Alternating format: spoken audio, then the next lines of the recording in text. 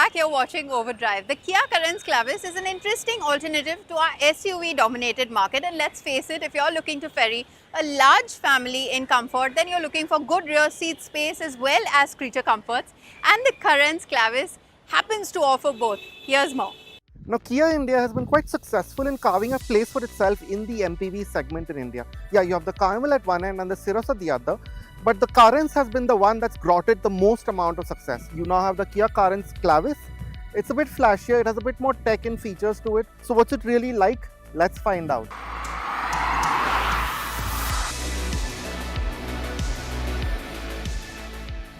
Now, naturally, the rear seat is where most of you will spend a lot of time if you are looking at the Kia Carens Clavis. And to start with, it's very familiar to what the Carens was like, but again, there have been some improvements like in the rest of the car. The one thing that I feel is the biggest improvement or the most useful is that you now have this boss mode kind of function, so I can free up a lot of space, as you can see, very easily. This was always a very spacious car. Remember, this has a 20 mm longer wheelbase than even the Alcazar and has about a 170 mm longer wheelbase than the Seltos. So this is a spacious car in every sense. Now, a lot of things again have been carried over from the last version. For example, these shades, they always help. And I still have that blower here for the second row vents. Now, the seats themselves haven't changed all that much. So I have a lot of back support. As you can see, I'm reclined to a pretty nice angle. I can recline further still, so all that is good. But I do wish it had a bit more thigh support. I'm supported on my sides, and as you can see, even with the panoramic sunroof, I have a decent amount of headroom. The 7-seater bench option has similar legroom, but in some other aspects it betters the captain seats. You have better thigh support here and the space is wide enough to seat 3 relatively easily. In lesser variants, we have most of the creature comfort still intact, and versions without the sunroof give you a few inches more headroom. The Kia Carens Clavis gets quite a few more features than before. Here's a look at what you get with the HTX Plus and the HTK Plus variants we drove. Safety is better taken care of now with ADAS now becoming available on top trims. Now, with the pre-facelift Carens, one of the things that we didn't quite like was that the dash design was quite different from, say, other Kia cars, but that's not the case anymore with the Clavis, because as you can see, it's now been brought in line with what the rest of the Kia range offers. So, for example, you have this fabric section here, which looks quite nice and premium. It has a soft kind of feeling to it, denim-like feeling to it, which is very similar to what we've seen on cars like the Carnival and even the EV9 to an extent. So that's good. Same with these more compact, slightly streamlined air vents. That's very nice as well. It obviously functions with that typical heft that you expect in these Kia offerings. And then you also have this panel here. Now, you've seen this in many cars, the EV6 in particular, where you can swap and use them on the... Now, of course, there is some getting used to the fact that there are a lot of capacitive buttons, but the good thing is that you still have controls which are physical, these knobs for the fan speed and the climate, or when you change it to the music settings for the volume and the tuning. While you now have a fully digital 12.3-inch instrument cluster in the top variants, which is intuitive to use and has crisp graphics like in other Kia cars, we wish the Clavis got the latest iteration of Kia's infotainment suite as seen in the Cirrus and Carnival. Yes, this unit is still easy to use and fluid enough, but the newer system builds on this and offers wireless Android Auto and Apple CarPlay. Now, some other minor changes that have been made in the front of the Clavis is that the seats, or at least the seat cover, is new. But what hasn't changed is that great practicality that was always in the Carens. So you still have this kind of open feel, the windows are so large, you have this nice sweeping dash in front of you, and this open kind of center console and the door bin. So all of that remains. So what you do have now is, of course, a wireless charger here, which is great by itself. It's placed conveniently. You can put a big large phone here, as you can see. So that's good. And you also have that massive amount of storage that was always a positive. So these cup holders have that AC kind of vent cooling system to it. Now that you have a parking brake, that's freed up a little bit more space here, and this very deep central cubby. And that sense also continues to the door pockets, where you can put 2 or 3 big bottles very easily. We also spent some time in the mid-spec HTK Plus trim, which could be a great value choice if you aren't moved by top-tier equipment. It doesn't feel bare bones. Yes, you have a smaller 8-inch touchscreen, but this unit offers wireless connectivity. There are more physical controls here, especially the easier to use climate functions. You don't have as much of the high quality finishes, but the fabric upholstery and grey trim looks contemporary and feels premium enough.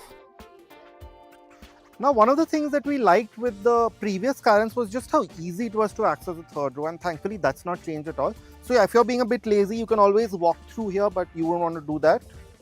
So what you can do is just flip and tumble the seat, and there's a really big opening now. So even if you're much larger than say I am, you can easily enter into the third row.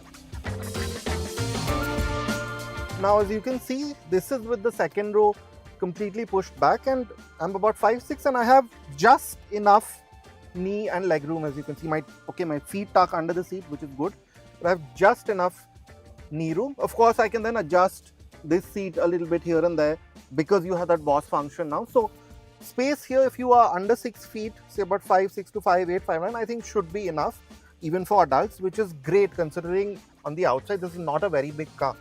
And I can also recline this to quite an acute angle, as you can see, so I can really be quite comfortable here even on fairly long distances. Now of course there are those usual sort of drawbacks that you expect in the third row, so I don't really have much in the way of thigh support. I have my own lighting here, my own air vents, my own chargers, and now because I have a sunroof, it's a slightly airier feel than earlier, even though these glass houses were always quite large. Well, it's time to head into our final commercial break here on the show, but don't go anywhere because on the other side we get behind the wheels of the Kia Carens Clavis. Welcome back here with us on Overdrive. The Kia Carens Clavis offers plenty of creature comforts and space, but how does it perform on road, and is it the right decision for your family under 20 lakh rupees? Let's find out. This being a mid-cycle update, the Clavis gets largely cosmetic changes. The new face has brought with it a 20mm increase in length and now brings the Clavis in line with Kia's newest design themes. So you have the new angular light signature and triangular light clusters. These are placed in a more sharply defined EV-like fascia. The discrete integration of the ADAS sensors in the top spec trim is great attention to detail. Like with other Kia models, numerous light cluster arrangements are available, as seen with a single projector setup in the HTK Plus variant. These also get slightly different air dams and light signatures. In profile, the more noteworthy change is that the top spec versions of the Clavis get sharper looking 17-inch wheels. Aside from this, you have a more contemporary selection of contrasting trims. Lesser variants continue with 16-inch wheels. Ground clearance should be about 195mm. At the rear, the Clavis now gets a similar look as the Sonet and Seltos, with the full-width lighting and vertically stacked, slatted look to the tail lamps. Here too, the lower variants have retained a similar arrangement convincingly, but with halogens. Now with an MPV like the Kia Carens Clavis, one thing that is important is kind of luggage carrying capacity that it has. So now with this update, it still has 216 liters, and as you just see here, it's got enough space for quite a few trolley bags, overnighters, small backpacks. So even if you're traveling with 3 or 4 people, you will be sorted. But I can also fold these down completely flat, which gives me a very useful 645 liters. As you can see, it's a completely flat bed here. The lip is also quite low, so I can put big items, lift them up very easily with this large opening. And then I can also fold down the second row for really large items. Say if you're moving houses and need to carry, say, a big piece of furniture, then you have 1145 liters. The Clavis gets a familiar set of engine and gearbox combinations. So the base 1.5 litre naturally aspirated petrol continues, as does the 1.5 turbo with its 160 PS and 253 Nm. The higher spec motor continues with a 6-speed IMT and a 7 DCT as senior, along with the newly added manual option. The 1.5 diesel with its 116 PS and 250 Nm is also available. You can have this engine with a manual on quite a few trims, but the 6-speed auto is limited to a single mid-spec version. Now between the turbo DCT and the diesel AT versions of the Carens Clavis that we're driving, I think the diesel AT suits it better for obvious reasons. To start with the diesel, with that typical diesel power delivery and torque delivery, in the lower end I feel like it has a bit more pep, so when you're loaded up with a lot of people, I think this will be the variant to get, because it just sets off the line a bit more confidently. The petrol is slightly more hesitant. It feels like it's not quite hitting its stride, say below 2000 RPM. So, well, in the city, if you use the Carens as a day-to-day commuter, the turbo petrol is just fine. It has that sharp turbo petrol edge that you want in a slightly fun car, so it has that going for it. The gearbox pairs intuitively in both versions. Unlike in the Seltos, you don't get a sport gearbox mode, which narrows the gap between the DCT and AT. It's best to be measured with the throttle in both. They take a bit of time to downshift, but this improves in the petrol as you rev it out. The AT in the diesel isn't quite as energetic, but it is helped by its more linear torque delivery. So if you are doing long distance trips, then that helps as well. As for the turbo petrol, when you start driving a bit faster with a bit more enthusiasm, that's when you start to sort of benefit from it, where you notice that you have a bit more performance as you keep revving out the engine. You have more revs to play with.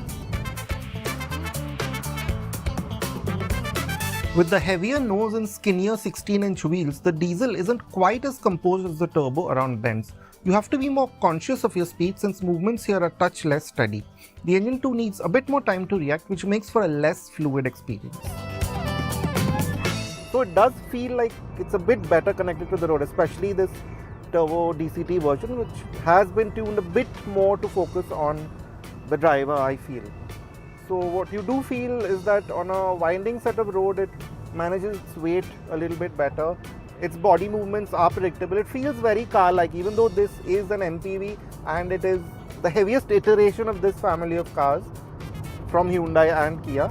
It feels very much like a car in terms of how the Seltos feels. And it has that little bit of driver engagement the Seltos also offers. So all of that is there.